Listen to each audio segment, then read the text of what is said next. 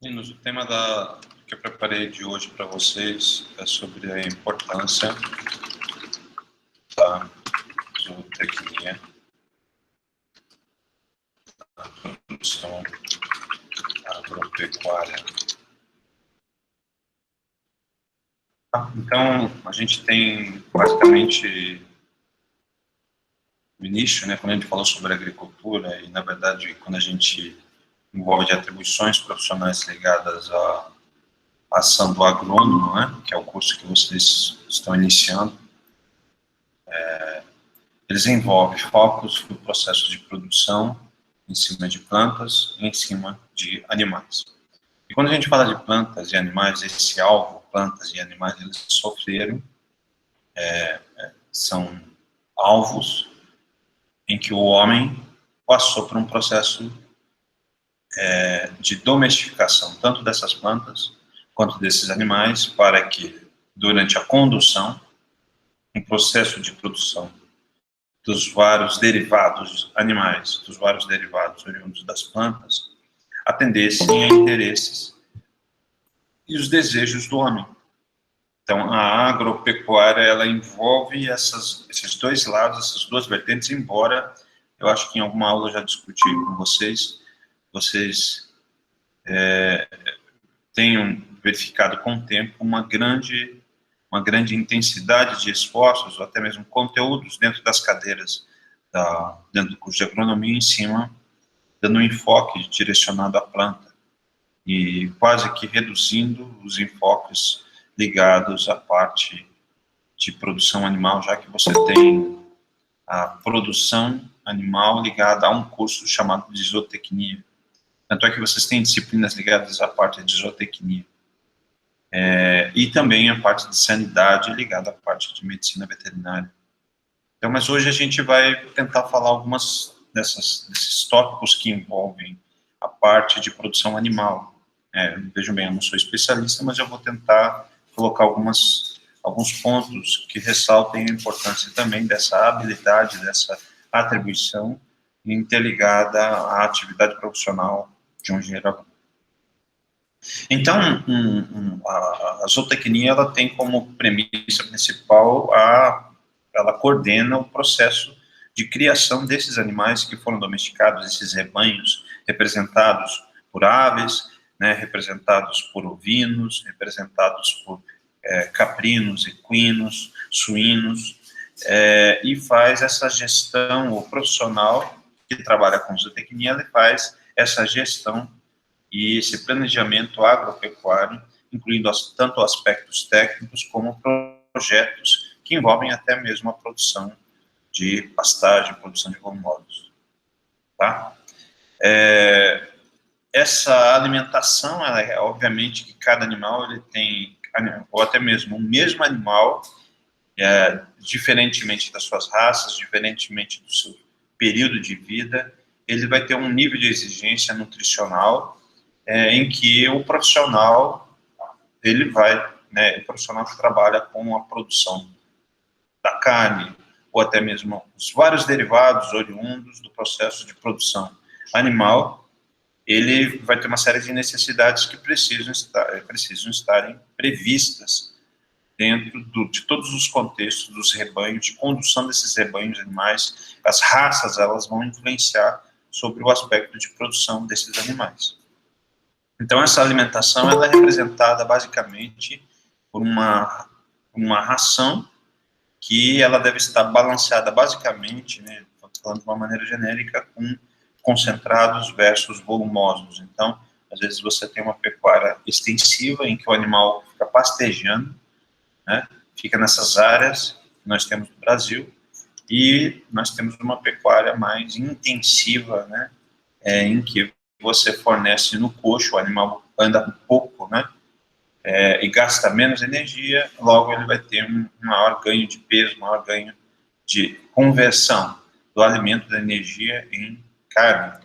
Seria isso que estaria ligado a essa parte da ciência. Então, esse confinamento, né, o gado, ele pode, alguns tipos de animais podem estar nós temos bubalinos, né, os búfalos também podem seguir esse mesmo tipo de concepção, dele buscar alimento no pasto, ou você fornecer esse alimento e confiná-lo dentro de um pequeno espaço, né, concentrar, não precisar de tanto espaço, área física, para que o animal consiga gerar esses produtos de interesse. Então, normalmente, o que é esse produto, que é algo dessa zootecnia, desse processo de criação que o agrônomo pode estar atuando, né? Tentando fechar essas duas concepções. A gente falou muito sobre agricultura, falamos muito sobre plantas, falamos muito sobre produção vegetal, e agora, nessa etapa final, falar sobre produção animal. Então, o que produtos essa produção animal gera? Então, nós temos, basicamente, desde carne e os vários derivados dessa carne, e a industrialização dessa carne, ovos, leite e inúmeros derivados oriundos desses processos de exploração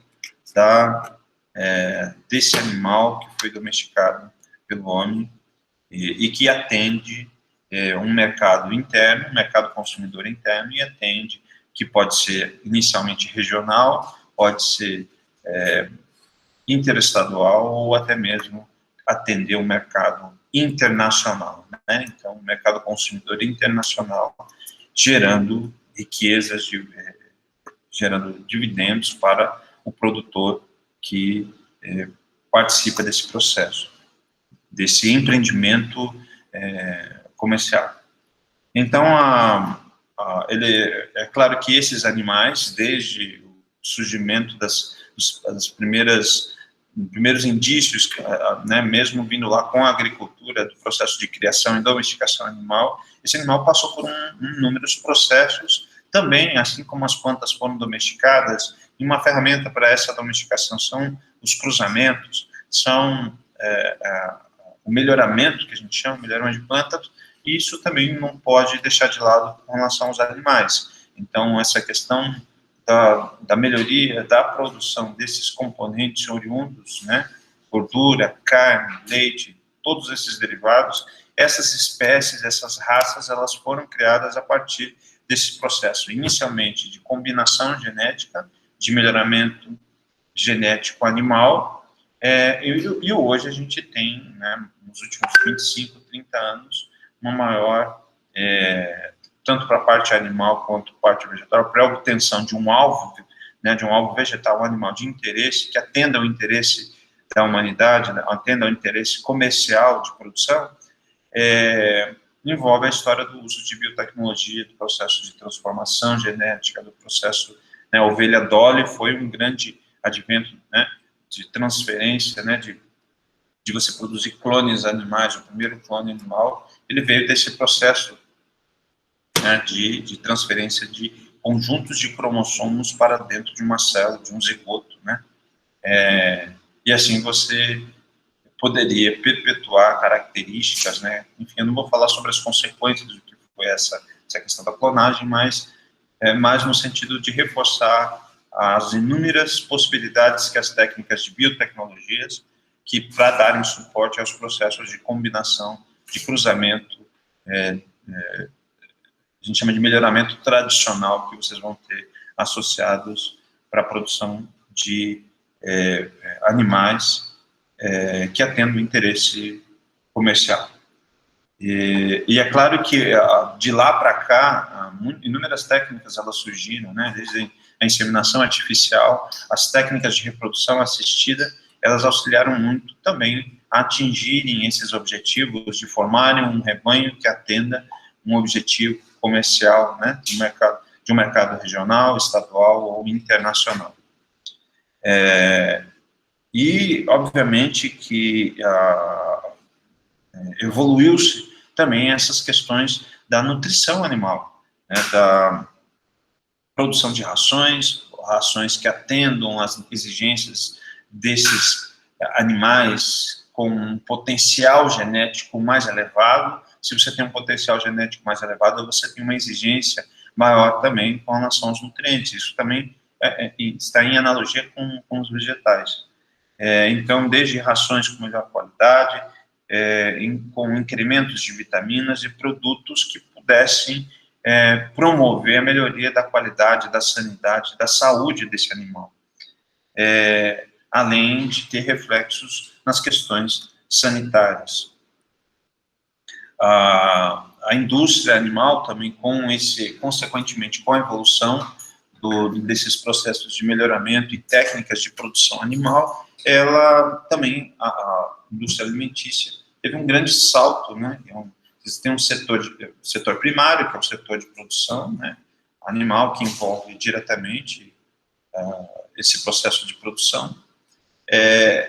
Esses produtos de origem animal, eles também sofreram um grande impacto, porque, lembra que eu falei para vocês a grande importância da indústria no sentido de agregar valor a esses produtos, a essa matéria-prima produzida no setor primário, produzida na agropecuária. Então, isso vai fazer com que houvesse um grande alavancar dentro desse sistema.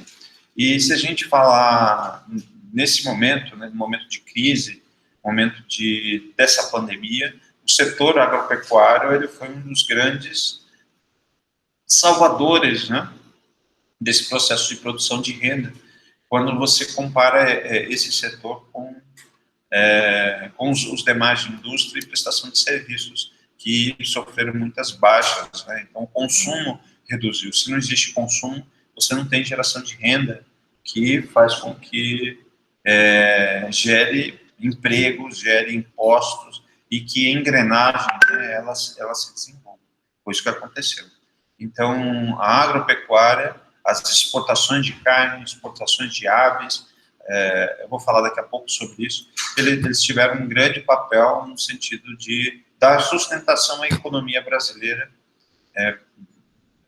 principalmente nesse período de pandemia do Covid, né, desse vírus que está nos assolando.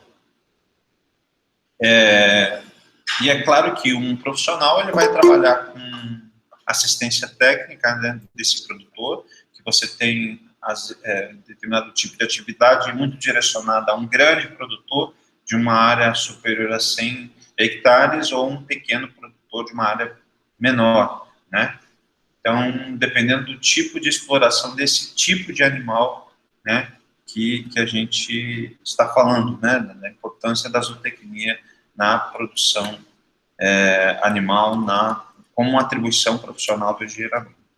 Então, o Brasil ele é considerado uma das maiores, dos maiores celeiros, né, das maiores fazendas de produção de carnes no mundo.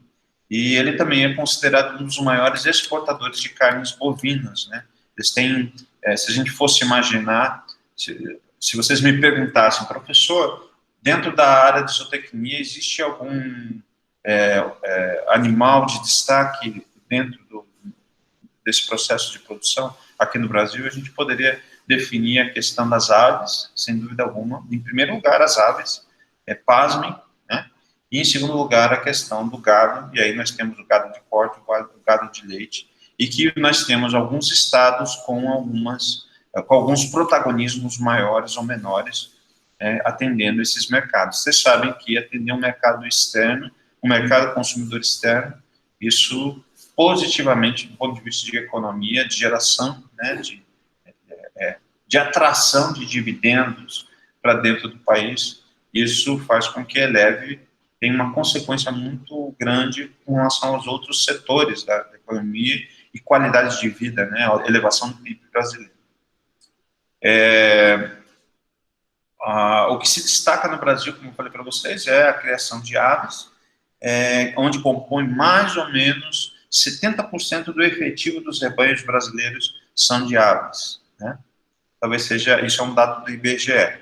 E até metade do século XX, e com a modernização que ocorreu todo o setor de produção zootécnica, ela resultou numa fantástica industrialização e urbanização, né, provocando um salto produtivo imenso, né? Você sabe, isso, se a gente for comparar dados históricos, tanto do sistema de produção vegetal como animal, essa questão da industrialização que ocorreu no pós-guerra, né, com a Revolução Industrial. Isso fez com que essa tendência, né, que tinha de atender demandas de mercados, fez com que o sistema de produção elevasse, né, e incorporasse essas premissas comerciais de produção dentro do setor produtivo, da matéria-prima, dentro da agropecuária, né, que a gente está falando, ele se elevasse devido a incremento de técnicas.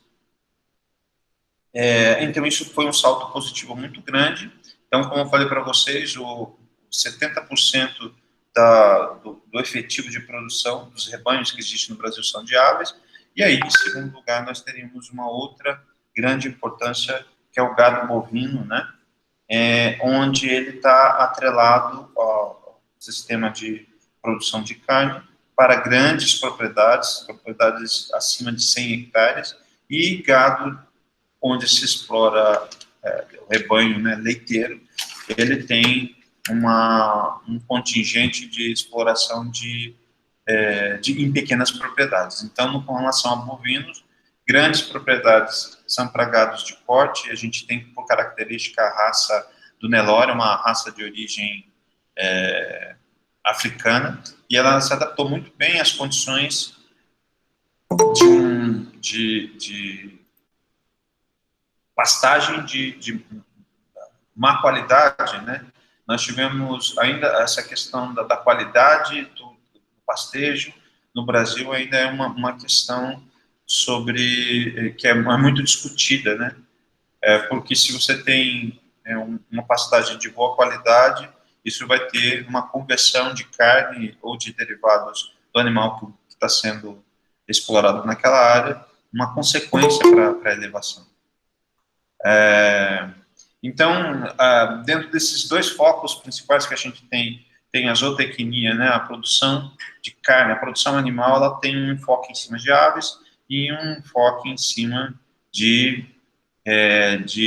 bovinos. E o bovino, para corte, ele está associado a grandes propriedades acima de 100 hectares, e para gado de leite está associado a pequenos produtores, pequenas propriedades, e esses conjuntos de pequenas propriedades, normalmente elas são vinculadas a cooperativas, a laticínios, e que eles servem o leite serve de matéria-prima para os inúmeros subprodutos desses laticínios, e atendem diferentes tipos de mercados, categorias. Então isso depende do impacto e dessa indústria, desse laticínio, que vocês vão encontrar. Então, às vezes, vocês encontram regionalmente alguns tipos de laticínios que fornecem os produtos de origem leiteira que são originados daquele local. Por exemplo, eu sou do Sul, sou do Paraná, e eu me lembro que a Batava é um laticínio muito importante lá no Sul,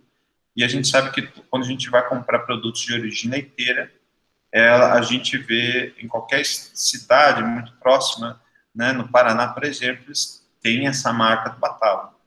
E, por exemplo, aqui eu não vejo nenhum subproduto, né? Aqui, o que me chama a atenção quando se fala de uma indústria de processamento de leite é o Piracanjuba, né?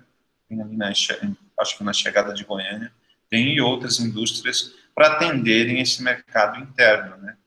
Eu não sei dizer para vocês qual é o estado da arte sobre, provavelmente, esse mesmo padrão de uma indústria leiteira também vocês encontram localmente nos países do mundo. Talvez não seja um caminho de atendimento de um mercado externo. Talvez os países em que você não tem uma indústria leiteira, você tem uma exploração comercial no que diz respeito à exportação desses subprodutos, desses derivados do leite. Então, essa questão da exploração leiteira é um mercado interno e ele é regionalizado, e a avicultura ele tem como premissa a criação de aves, e essas aves, né, a carne do frango e outros subprodutos, os ovos, né, os seus derivados que vocês têm do abate desses animais, eles têm decisivamente um grande mercado internacional à questão da carne de aves. E o Brasil hoje é considerado o maior maior produtor, né, da América Latina de aves, e também ele compete com outros países do mundo. Ele só perde para alguns países, né, da Ásia e alguns países, e a Rússia, né? A Rússia e alguns países da Ásia são os que mais produzem aves no mundo. E essa pecuária do que a gente fala no Brasil, se a gente fosse imaginar de ranking, de expressividade, de todos os índices de produção, vocês vão encontrar, em primeiro lugar, como eu falei para vocês, as aves, e elas estão concentradas na região sul, que é Paraná, Santa Catarina, Rio Grande do Sul, e Sudeste, né, envolvendo São Paulo, Rio de Janeiro, Minas, né. Então, as aves, elas estão concentradas nessa região, teriam uma maior importância, embora você veja a questão de produção de aves aqui na região de Urutaí bastante, uma atividade, do agronegócio bastante expressiva aqui na região sudeste do estado de Goiás, né? Talvez seja por influência desses estados vizinhos que têm essa particularidade, tá? Em segundo lugar, no Brasil, a pecuária é representada pelo bovino, né? Onde ela fica concentrada nos estados de São Paulo, nos estados de Minas Gerais, Rio Grande do Sul, então é um salto, então não são, né?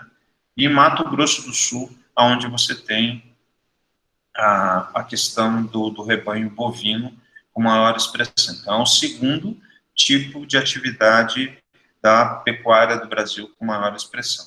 Em terceiro, tem os suínos, e é claro que quando se fala de suínos, você destaca o estado de Santa Catarina, um grande estado, muito importante no que diz respeito à produção de carne de origem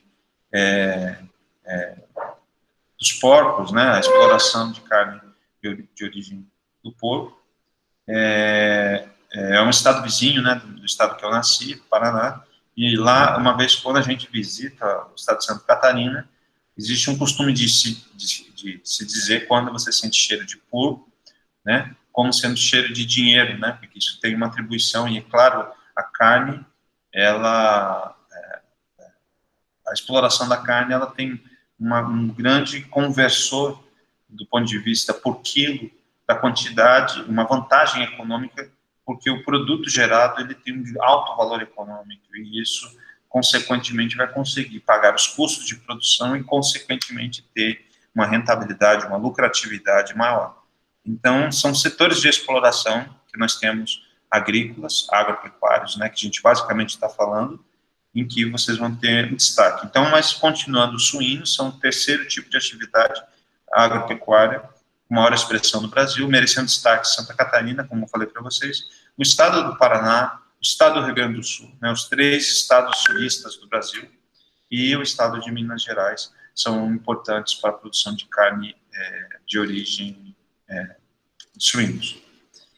Em quarto lugar, os ovinos, e aí né, é importante a gente salientar ovinos, a gente está se referindo ao carneiro, né? E o carneiro, Rio Grande do Sul, Bahia, Ceará e Piauí, eles se destacam. Ao contrário do próximo, do quinto, né, da quinta colocação, que são os caprinos, né? Quando se fala de caprinos, a gente está falando da cabra, né?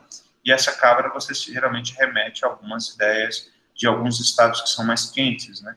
Então, sem dúvida alguma, merece destaque o Piauí também, assim como o carneiro, que está em quarto lugar, Pernambuco e a Bahia são os estados com maior importância na pecuária, no processo de produção de caprinos no Brasil.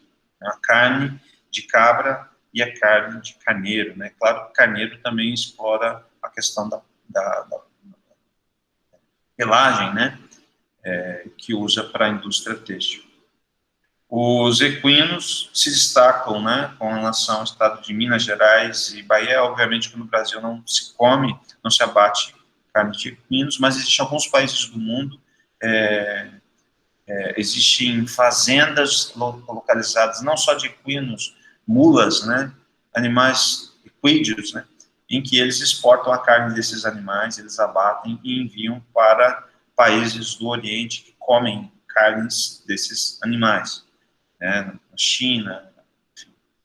E aí vocês têm várias histórias, né, atreladas, né, isso não é um hábito brasileiro de comer carne de equino, mas existem outros níveis de exploração da equicultura, né, produção de cavalo, né, de equinos.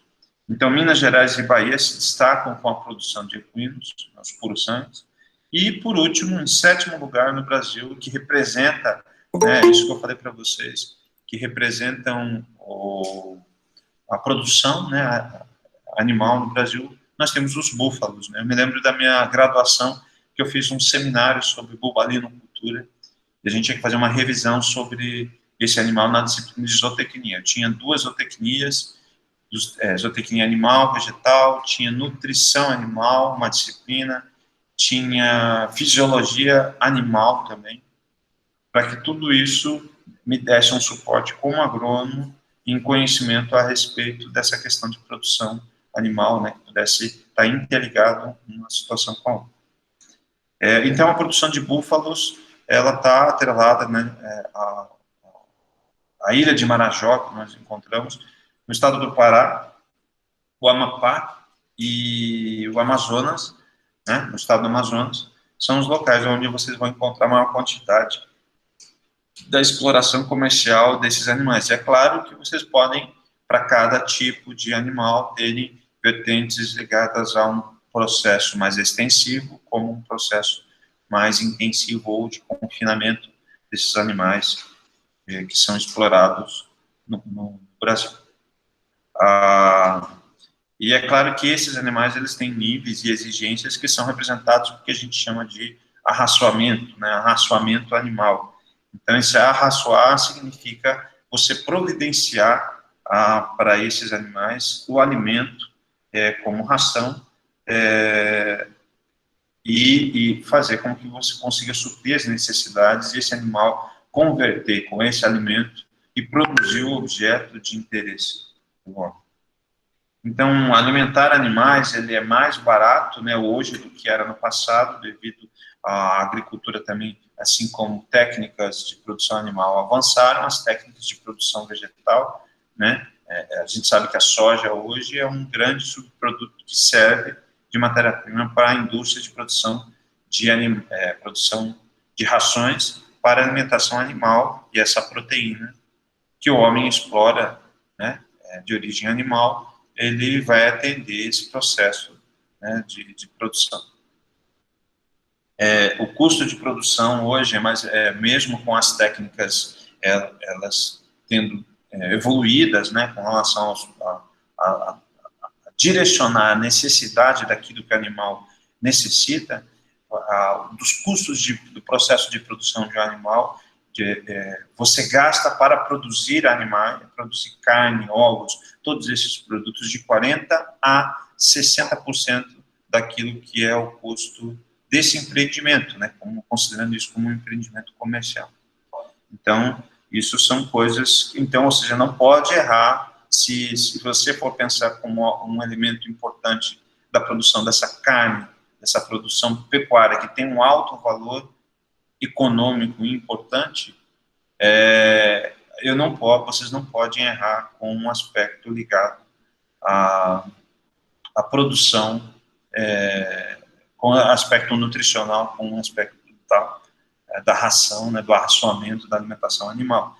Que se você melhorou um animal com um alto potencial genético, que esse potencial genético seja o máximo, tenha o seu máximo de expressividade, graças às técnicas de manejo, técnicas de produção, e graças àquilo que você fornece para esse animal se utilizar para se alimentar.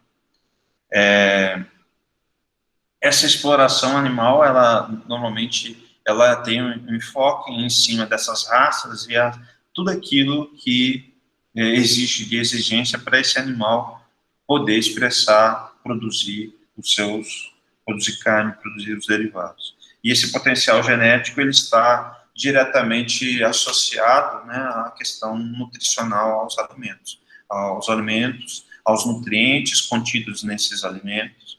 E quando a gente fala desses nutrientes, o que seriam esses nutrientes, né, que a gente estuda lá na química, né? Nós temos a química orgânica e a química inorgânica. Então, nós temos aminoácidos, né? Lembrando que aminoácidos são monômeros de proteínas que vão ser muito importantes nesse processo de conversão, né? De carne, conversão da ração em um produto de origem animal. Basicamente, essas rações, esse alimento, né, esses nutrientes são representados, além dos aminoácidos essenciais e não essenciais, e as suas relações que existem entre si. Né, existem aminoácidos que o animal não pode ficar sem a presença durante... eles devem estar presentes na ração. Então, além dos aminoácidos, nós temos 17 tipos de vitaminas que são essenciais para a alimentação animal e mais de 15 minerais que são importantes para o seu desenvolvimento. Além de ácidos graxos, além de lipídios, e cada espécie, cada categoria animal, ele tem um tipo de exigência nutritiva em que isso vai ser previsto, em que os profissionais envolvidos com o sistema produtivo vão utilizar para o processo de previsão e incorporação na alimentação desse animal. É claro que essas necessidades, elas vão variar de acordo com a categoria do animal, como eu já falei para vocês, elas vão variar de acordo com a raça, então é importante que não existe um padrão de alimentação para todos os tipos de animais, né? Então alguns eles têm uma exigência maior, uma adaptabilidade maior ou menor, então dependendo da raça. Em terceiro lugar, dependendo do tamanho, do porte físico desse animal, da capacidade produtiva, da capacidade de conversão, né, de resposta a essa alimentação, capacidade produtiva, ao nível de produção que vocês têm. Então, normalmente, o nível de produção é o sistema as técnicas que vocês utilizam para a produção desse animal. Os estágios de crescimento, então, alguns estágios necessitam de alguns nutrientes, aminoácidos, vitaminas, minerais, de uma forma diferente. Então, é importante que haja uma previsão. Né? Quando você estuda esses animais, você sabe que existe uma ração de crescimento, por exemplo, para aves, que depois, se essa ave for para corte, né, você não vai usar uma ração que estimule a ração para que ela bote ovo, né, para que ela aumente o processo de produção. Né, ração para poedeiras, né, para raças de aves que são poedeiras. Então, você tem uma ração específica para isso. Ou seja, nesse exemplo que eu estou dando de aves, em diferentes épocas, estágios de crescimento, você dá um tipo de alimentação diferente do outro. Então, são as exigências que o animal vai ter para que você consiga, e que você detecte essas exigências para que esse animal consiga expressar o seu máximo de potencial. Além das questões do ambiente, né, do sistema extensivo, sistema mais de confinamento intensivo, isso vai ter um impacto nessas necessidades e nesse remanejamento dos nutrientes contidos na ração desse animal, ok? Então, sempre manter é importante que você mantenha a quantidade mínima de cada nutriente, né, na alimentação, de maneira que ele consiga suprir todas as funções orgânicas desses animais, e que essas funções orgânicas, o que representam isso, né? Quando você dá a quantidade exata de nutrientes, o animal ele vai produzir calor para conseguir manter a temperatura corporal. Então, essa história da temperatura corporal, o estresse, isso gera perda de massa magra, de carne, por exemplo. Então, os estresses de temperatura, que vocês têm temperatura fria ou temperatura muito quente, isso vai ter um reflexo. É claro que existe, para a produção de carne, num ambiente que é muito quente no Brasil, você tem um tipo de raça adaptada a essa condição e que passa por processos de melhoramento genético para conseguir fazer com que ela expresse o máximo de potencial nesse tipo de ambiente, né? Então, esse gasto, né, de manutenção, isso faz com que haja um estresse, e esse estresse faz com que haja a redução da produção. A energia para necessidades internas, né, também essas funções orgânicas, né, então a quantidade mínima de nutrientes, ela vai ajudar na manutenção de energia para as necessidades internas do animal, para que o animal consiga ter uma quantidade mínima de movimentação e consiga ir em busca, né, do alimento, da água, né, o desenvolvimento e o reparo desses tecidos do animal, dos órgãos e das estruturas. Então, o mínimo necessário na alimentação vai auxiliar nesses tipos de funções orgânicas que eu acabei de exemplificar para vocês. E esses animais, dentro desse contexto, eles necessitam de proteínas e de macrominerais, né, que vão atender esses diferentes tipos. Então, para vocês terem ideia, então, dos animais que normalmente você explora o leite, ou seja, a lactação, é um ponto importante da exploração zootécnica. Você tem o crescimento e a lactação, são duas situações do processo metabólico que são críticas, né? Então, no momento que ele está crescendo, você tem um nível de exigência diferente do processo de lactação. E isso gera uma condição crítica. Até mesmo a própria lactação, se você não der a quantidade de nutrientes necessários, não é quantidade de alimento, mas sim os nutrientes que são necessários para esse período de lactação, a vaca, né, o animal, ele vai entrar, a fonte nutricional, a energia vai ser retirada de outras fontes, e o animal vai emagrecer, né, entrar em emagrecimento. É igual com humanos, né? Se a gente engorda, se a gente tem camadas de gordura no nosso corpo, significa que a vida moderna, para nós humanos, a gente está gastando muito pouca energia e a gente está tendo um conteúdo de calorias que a gente está consumindo que a gente não está gastando. E aí, quando você é jovem, alguns tipos de jovens, né, quando tem distúrbios hormonais, acumulam, né? Quando tem distúrbios hormonais, ou quando não gastam essas energias, ficam muito tempo no computador, essas camadas de gordura, você tem um viés, né, eles ficam acumuladas em algumas partes do corpo. Ou você fica com pessoas muito magras, que têm um metabolismo muito acelerado, muito alto, faz justamente o contrário, então eles retiram de músculos, e aí a pessoa fica muito magra, porque não tem o suporte nutricional para atender às exigências daquele indivíduo.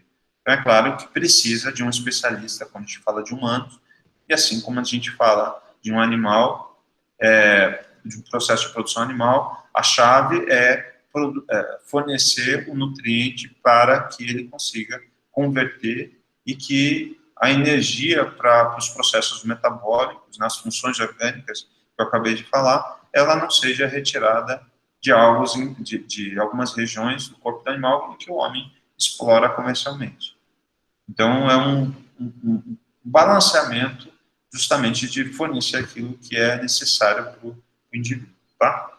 Então, a lactação, ela exige muito cálcio, por exemplo, pode até os ossos, né, sofrerem com esse processo, né? O leite necessita muito do cálcio, e se você não tiver uma nutrição adequada, esse cálcio pode ser retirado dos ossos, e isso pode ter uma consequência com relação à sanidade do animal futura, né? Ou até mesmo o seu tempo de exploração do processo de lactação, né, de produção de leite, ele vai ser reduzido. E animais muito obesos, né, também, assim como você tem animais muito magros ou animais muito obesos, ele vai ter uma consequência no processo de produção. A engorda, né, animais em que você explora a questão do corte e produção de músculos, né, de carne, você precisa fornecer ali nutrientes que possam satisfazer requerimentos que o animal possui. E depois então, quando você pensa em engorda de animais, você não pensa em fornecer um alimento para engorda, você primeiro pensa em satisfazer aquilo que é exigido, cumprir com o básico, para numa segunda etapa você cumprir com o processo de engorda para o sistema de produção. Tá? Então, agora eu vou falar para vocês sobre os tipos, né? Tipos de nutrientes fornecidos para os animais. Então, existem nutrientes que são chamados energéticos, e aí nós temos vários tipos de nutrientes energéticos, como o lipídio, necessário, a gordura ou o lipídio, né, eles têm uma íntima ligação.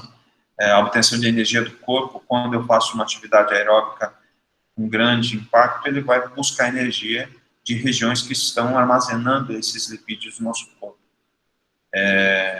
De uma maneira mais rápida, vem pelo processo do açúcar, né, da glicólise, que ocorre no processo respiratório.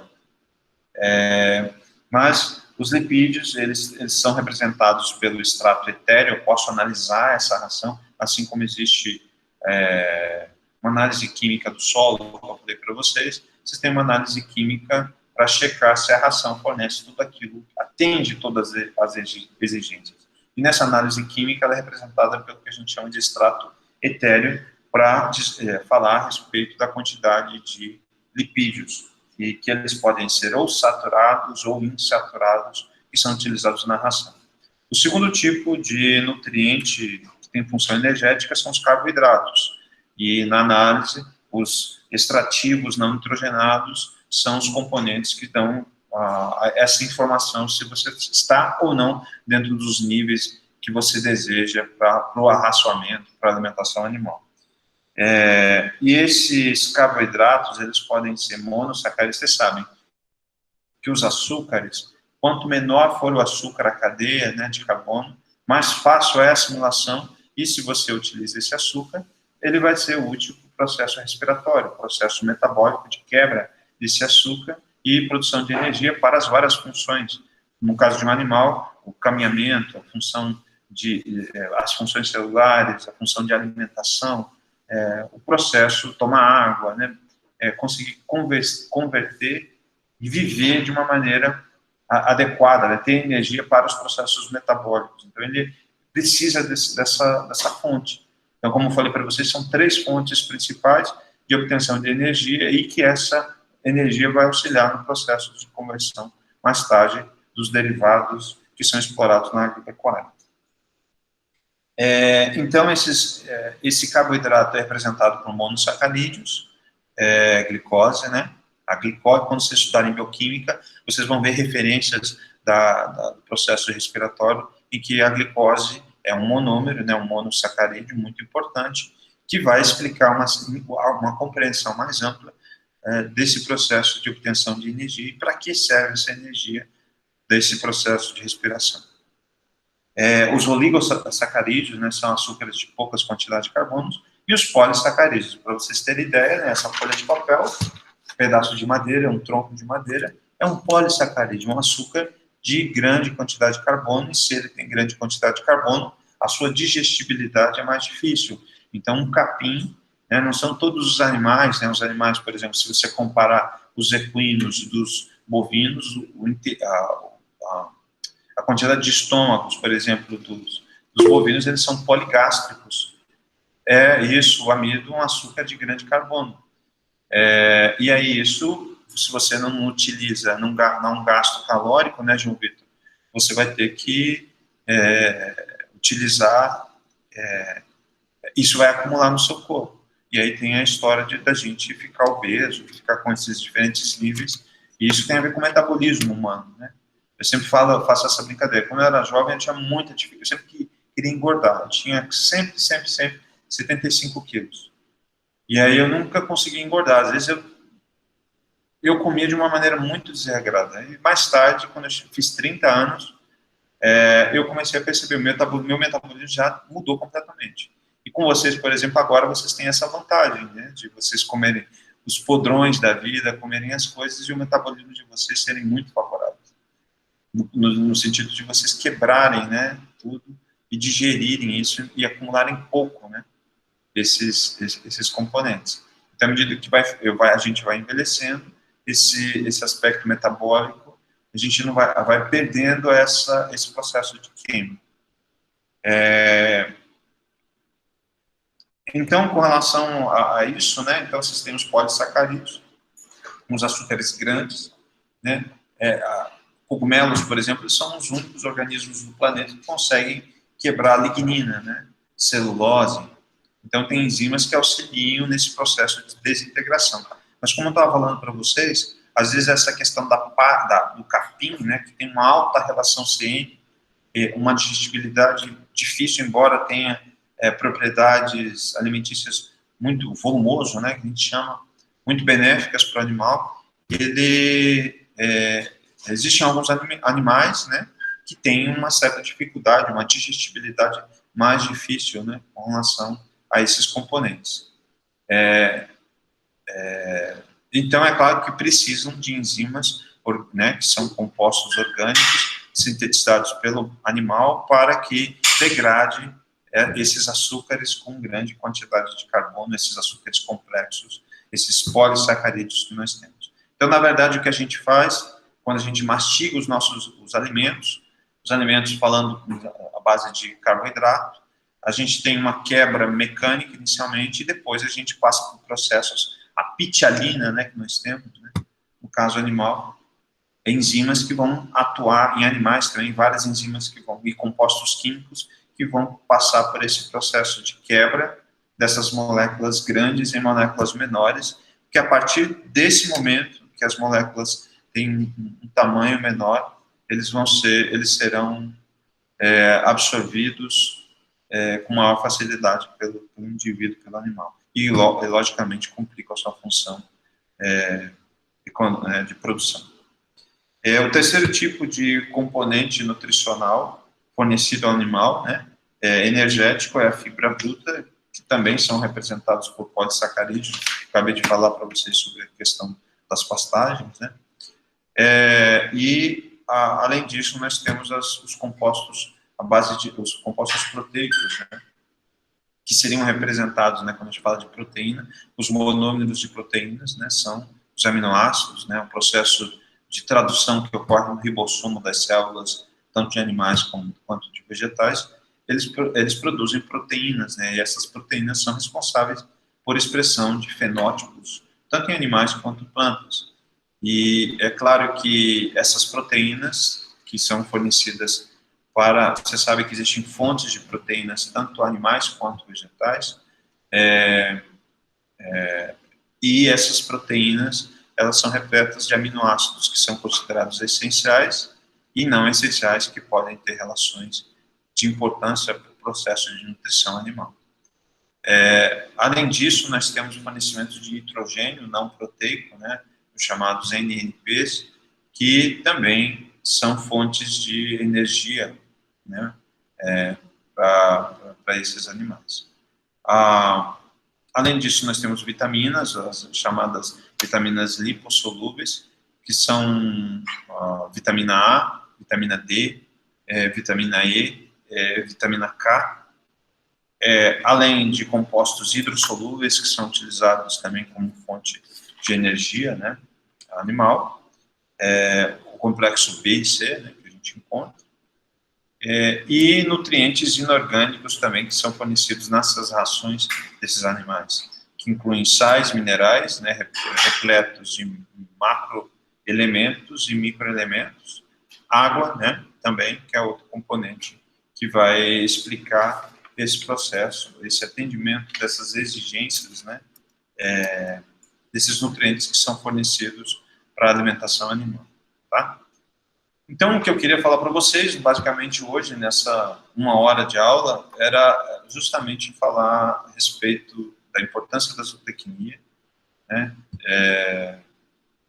no aspecto que é um elemento do processo de formação, que ele é representado por várias cadeiras, né, dentro da disciplina de agronomia, e a importância disso como uma outra atribuição, né, um outro tipo de atividade profissional em que vocês podem seguir. São inúmeras opções, né, durante o processo de formação de um curso, né, a nossa disciplina de introdução à agronomia, ela tem essa questão, essa ideia básica de transpor para vocês todas essas, de uma maneira bastante genérica, né, essas diferentes atribuições em que esse agrônomo pode estar atuando, tanto com o processo de produção vegetal, né, tem uma relação com a agricultura, quanto com o processo de produção animal, que tem a ver com a agropecuária, né, com a pecuária, basicamente, desses diferentes nichos e vertentes. Então, existem muitas similaridades no que diz respeito a algumas técnicas que foram implementadas dentro da agricultura e que foram implementadas também com relação ao processo de produção animal. O melhoramento foi o exemplo que eu utilizei na minha fala de hoje. Então, eu vou colocar, acho que da aula passada ainda não coloquei lá no grupo, eu vou colocar as questões para vocês responderem, e essa seria a nossa última aula, né, dentro da disciplina de Introdução à Agronomia. Então, vamos tentar, o professor vai se esforçar para poder fechar isso o mais rápido possível dentro do que eu tinha proposto para vocês, dos fóruns para cada encontro, né, atrelado a cada encontro, esse encontro, falando sobre a questão de produção animal. E assim que vocês responderem, eu vou fechar a nota e fechar o diário referente a essa matéria, tá? Se vocês não tiverem mais nenhuma dúvida a respeito, o que eu tinha para falar para vocês hoje é isso, e agradeço a atenção de vocês e a presença, né, da Débora, do Eric, sempre presente, o Felipe, a Júlia, Maria, o João, Vanessa, o Wanderson, e dei um desconto, né, porque eu não sou especialista de cada uma dessas áreas, mas eu tentei colocar a minha visão dentro na aula passada a gente falou sobre tecnologia de aplicação, falamos sobre controle químico, falamos sobre solos, sobre a adubação, sobre o processo de produção, sobre atribuição profissional, falei sobre agricultura, sobre surgimento, falei sobre tecnologia. Então, foram várias das vertentes que a gente utilizou, mecanização, que a gente utilizou para tentar explicar o que seria uma disciplina que falasse sobre introdução à agronomia. Obviamente que vocês só vão conseguir conhecer com essas, claro, às vezes algumas pessoas falam que a agricultura pecuária, né, a agropecuária, você conhece, é uma profissão, vocês vão ser agrônomos, em que vocês vão ter técnicas, vão conhecer técnicas, mas não vão conhecer todas, e vão passar uma vida inteira estudando para conseguir abocanhar todos o processo é muito dinâmico, e ele é muito expansivo, e ele tem um crescimento fantástico, né, que a instituição, ela vai te dar basicamente a vara, e quem vai pescar realmente esse conhecimento serão todos vocês.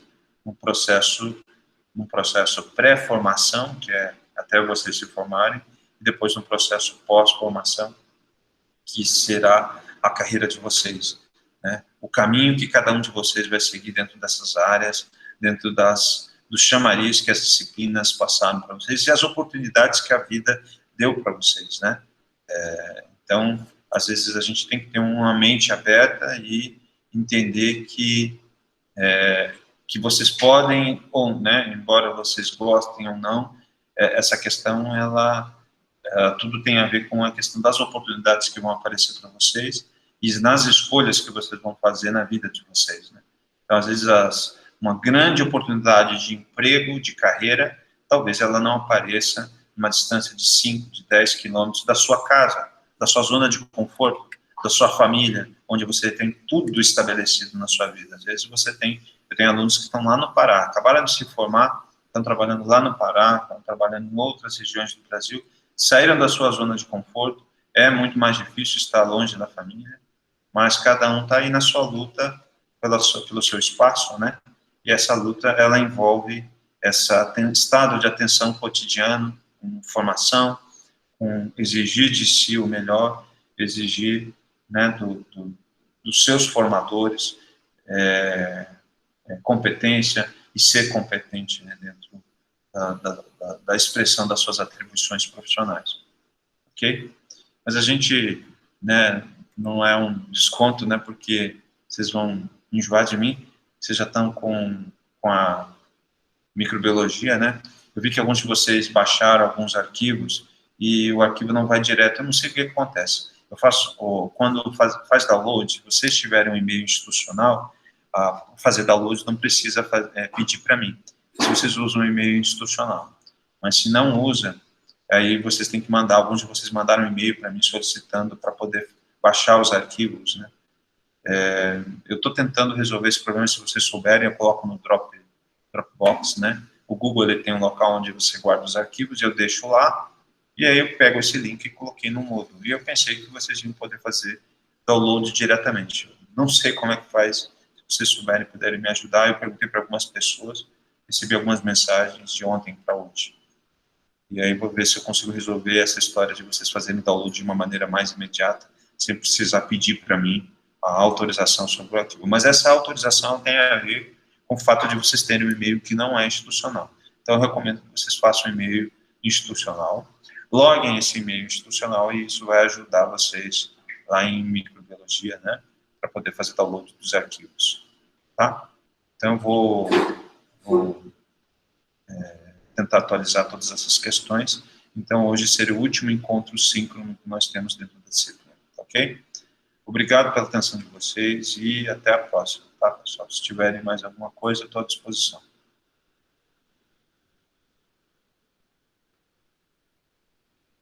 Obrigada, Júlia. Eu que agradeço. Débora, Eric, Felipe, Júlia, João Vitor, Vanessa, Wanderson. Primeira vez que eu vou ter alunos em que eu não vou conhecer vocês. Se eu vejo vocês na rua, eu não vou saber quem vocês são. Passamos tantas horas juntos, né? Agora em nutrição, em microbiologia também. Vai ficar meses falando um com o outro, mas a gente não se conhece. Conheço a Júlia aqui pelo foto, a Débora aqui pela foto, o Felipe, né? Vamos com Deus. Até a próxima, pessoal. Boa tarde.